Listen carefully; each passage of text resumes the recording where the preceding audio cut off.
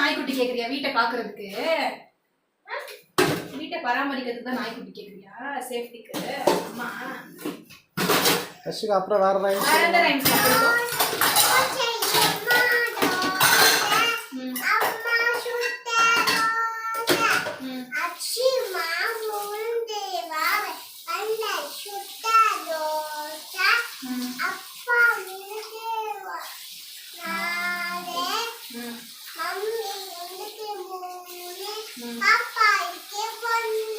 அண்ணனை விட்டுட்டியேமா?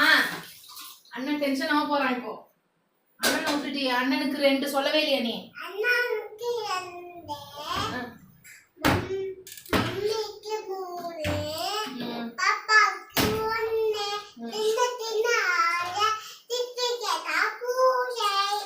சூப்பர்.